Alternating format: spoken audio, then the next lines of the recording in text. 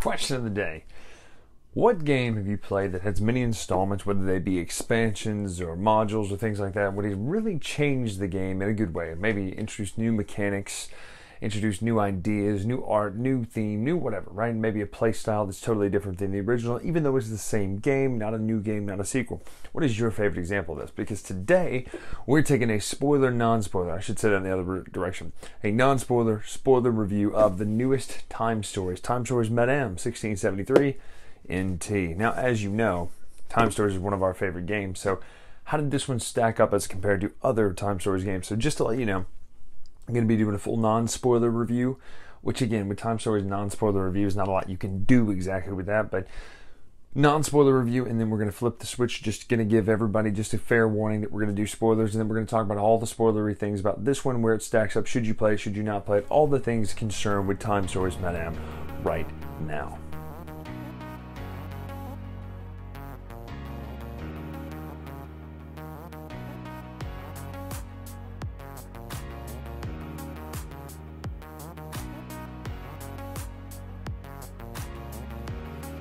So here we go, non-spoilers. First of all, when it comes to art in this one is absolute top-notch. It always is fantastic, but this one looks really, really pretty. I like the style. This French Revolution look is really just not French Revolution, I guess it's prior to that. It's more like Three Musketeers, Sun King sort of thing. It's gorgeous looking art, right? I like the layout of the board. I like the layout of all the different locations, all that sort of stuff. I don't want to give you any details as to what you will see in this one, but just know the art is really well done for what you do see. Now let's talk about mechanics. Can't go into detail about what new mechanics are added or what new mechanics or old mechanics are tweaked, but I can tell you this. There are some things that are done with the same old gaming system of Time Stories that are different than they used to be. For instance, now this I can tell you, one of the things that has normally been used in Time Stories is not used at all in this one. And you say, what is that? Well, I don't really want to tell you in case you want to go in completely fresh. But you'll see it immediately. As soon as you start playing the game, you'll go, I wonder why they didn't use that this time.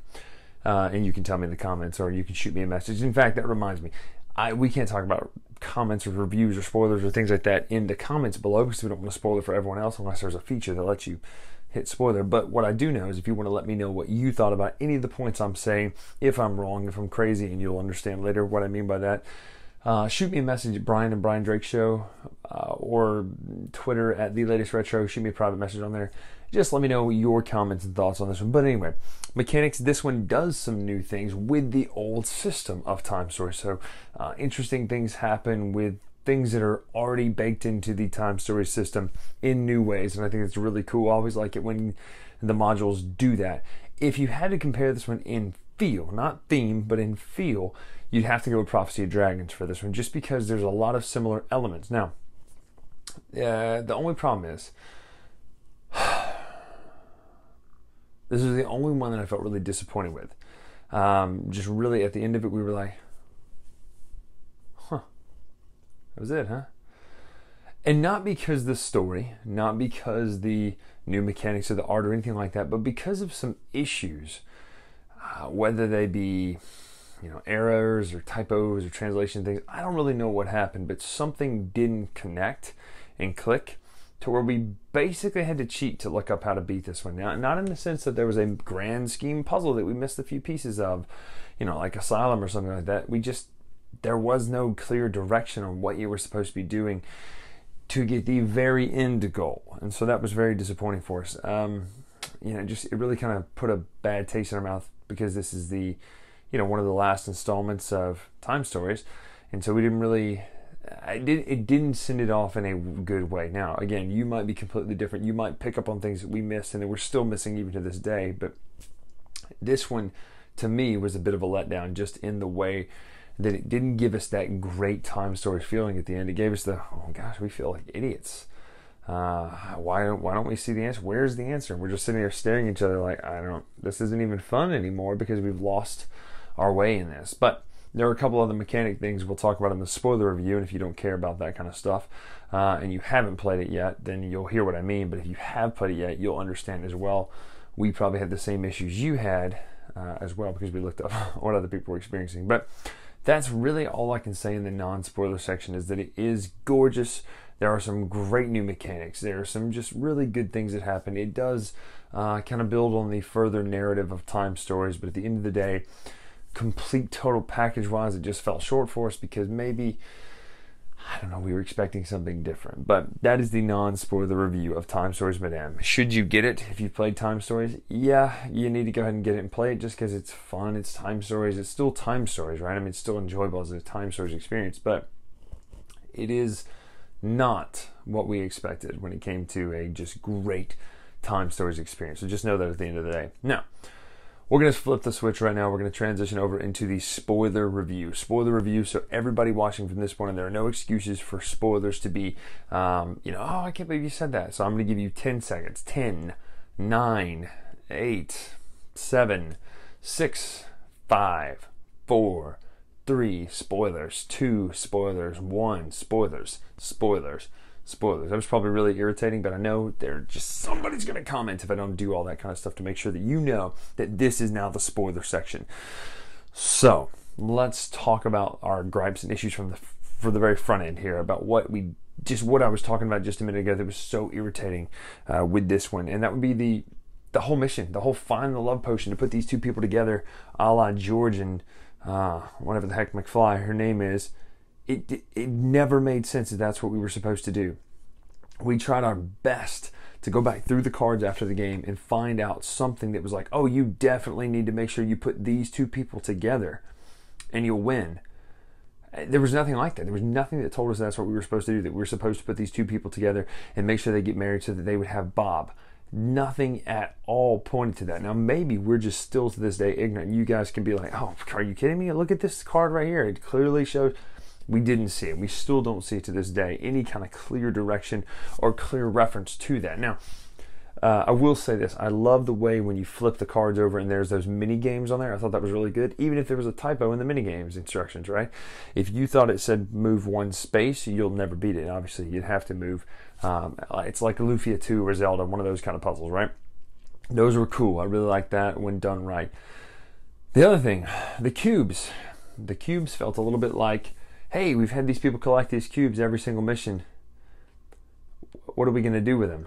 And they kind of looked at each other and like, I got it. You ever see that movie with the little blonde kid with the glasses and all he wants for Christmas is a Red Ryder BB gun?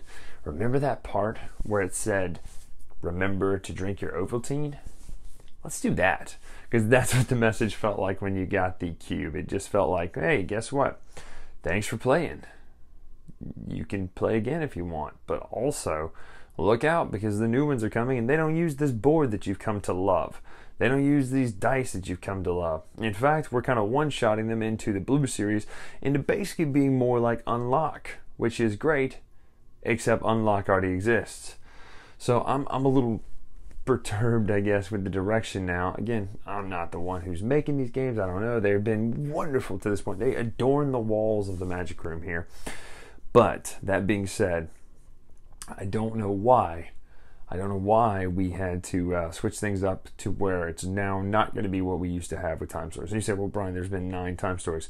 Well, you could make that argument normally with the whole, well, you've got Battle Lore 2nd Edition, just play that. Why would you need a 3rd edition? Except you can't go back through and play Time Stories again. These are one and dones for a reason. So maybe it's because it's bittersweet and it's sad that we're not going to get any more of the classic white box Time Stories with the board. I love the board. I love the idea of the whole fact that it's a video game console and you're plugging a new game into it, right? You're blowing out Earthworm Jim and putting it in there and ammo, doing all this kind of stuff. And then maybe you want to switch out and you're playing Zelda, right? So I love that. I think we're going to miss that. Again, yeah, you can make the argument that there will be the blue box. Again, it sounds like I'm whining a little bit. It's Time Stories. I love Time Stories, and we're looking forward to it. Obviously, we'll play the blue versions too. But Madame, I don't know what it is. Now, please let me know. Shoot me a message, anything, Twitter, comments, whatever. Let me know, did we miss something? Did we miss like the big clue that would have made us go, oh, that's crazy, that's awesome? Kind of like when it's Asylum, right? Which I'm not going to spoil here because just because you're watching this spoiler part doesn't mean you've played them all. But that moment when we looked at each other and we're like, no way, there wasn't that. There was no way. It was a, oh yeah, I guess that kind of makes sense after the fact, right? So let me know, shoot me a message on Twitter, Instagram, whatever, and say, hey, Brian, you missed it. Here's the clue that you missed that would have gave you that aha moment. Because at this moment, I didn't have an aha moment. And that's what I love about Time Stories, the aha moment. So that's it for Madame. There's only so much I can say about it other than the whole be sure to drink your Ovaltine and then the just that whole fact that it felt like it was aimless in a sense. You didn't know what you were doing. You had this one task, and then you had this other task, and that guy's clearly a bad guy, and we've never seen him before, so maybe he'll tie into the blue boxes. I don't know. It just was frustrating. I do like the fan service callbacks and stuff in the very end. That was neat, but we don't know what happens to Bob. We don't know what happens to anything that's going on so far, and so maybe we'll go further with that. But anyway, that's enough about Time Stories, madam. If you're going to play Time Stories, you're going to get this, and you're going to want to play it anyway. If you don't play Time Stories, then obviously, what are you doing here at this point? Why are you at this point of the video, right?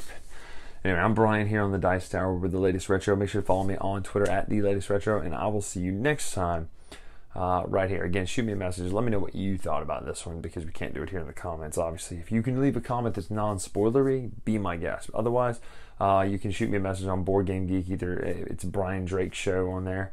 Let me know what you thought. Until next time, I'll see you. Thanks so much for watching the Dice Tower videos. Find more great videos and reviews, as well as our top-rated audio podcast at Dicetower.com. You can also find other great shows at DicetowerNetwork.com. I'm Eric Summerer, and you've been watching the Dice Tower. The Dice Tower